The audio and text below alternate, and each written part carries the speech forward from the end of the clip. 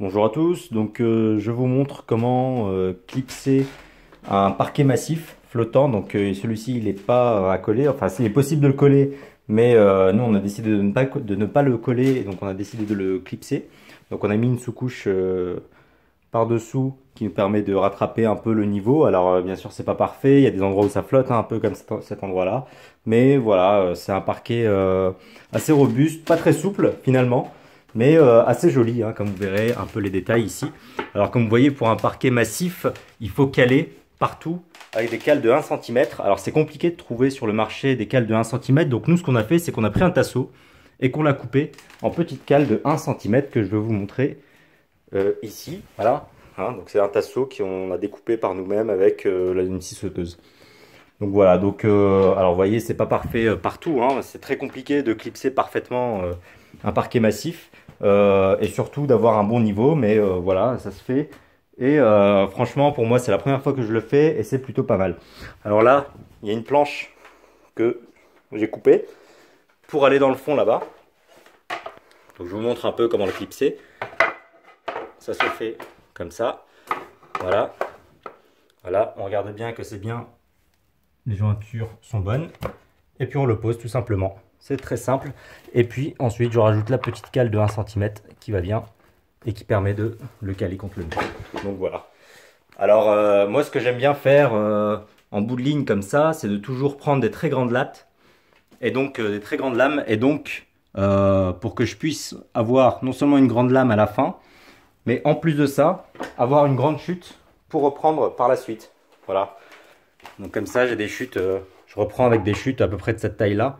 Hein, j'essaie de ne pas avoir de trop petites chutes de ce style-là, parce que j'aime pas trop commencer avec ça. Ça fait des petites chutes, ou alors à la limite, j'utiliserai celle-ci dans un coin, mais peut-être pas en plein milieu. Comme ça, j'ai toujours des grandes lames, peu importe la pièce, parce que je préfère. Et donc j'utilise plutôt les petites lames qui sont fournies dans le paquet au milieu. Hein. Donc dans les milieux, ici par exemple, hein, je les mets au milieu de la pièce. Alors, ce qu'il faut savoir quand on prend un parquet massif, c'est que on a plusieurs lames de tailles différentes. C'est pas comme un parquet stratifié, on a toutes les lames de la même taille, ou alors on a deux types de tailles. Ici, on a vraiment 10 à 11 tailles différentes. Donc voilà, il faut essayer de jongler pour essayer d'avoir un maximum de tailles différentes. Alors, ce qui est intéressant aussi à savoir, c'est qu'entre les jointures, pour essayer de faire en sorte de ne pas avoir de faiblesse, il vaut mieux laisser ici 15 à 20 cm. Alors parfois, on a plus. Mais voilà, on essaie de ne pas laisser plus de 15 à 20 cm entre deux jointures, donc entre celle-ci et celle-ci. Donc vous voyez ici, on a essayé de respecter ça à peu près partout. Alors parfois c'est compliqué, on n'y arrive pas toujours, mais voilà, c'est important quand même de le faire. Et bien sûr, toujours caler à 1 cm contre le mur. Alors parfois c'est plus, hein. Par exemple, je peux vous montrer ici, où on est en dessous d'un placo. Et donc on a calé un peu plus de 1 cm, hein, comme vous voyez la cale elle bouge. On a calé un peu plus d'1 cm, hein, on a presque 2 cm. Pourquoi? Parce qu'on a le BA13 et ensuite on a la plainte qui va venir se caler contre le mur, et donc on avait un peu plus. Et en fait on s'en fiche tant que ça se voit. Voilà, ici on a l'exemple avec la plainte qu'on n'a pas encore collée, mais on a plus de. Ici on a carrément mis une chute de parquet. Donc ici en fait on a presque 2 cm, mais vous voyez quand on met la plainte ici, et ben, voilà, ça se voit plus. Hein. Et puis pour les endroits, si jamais ça se verrait, hein, donc par exemple ici, si jamais ça se voit, par exemple, et ben on a prévu une petite pâte à bois qui va venir combler un peu les trous, et voilà.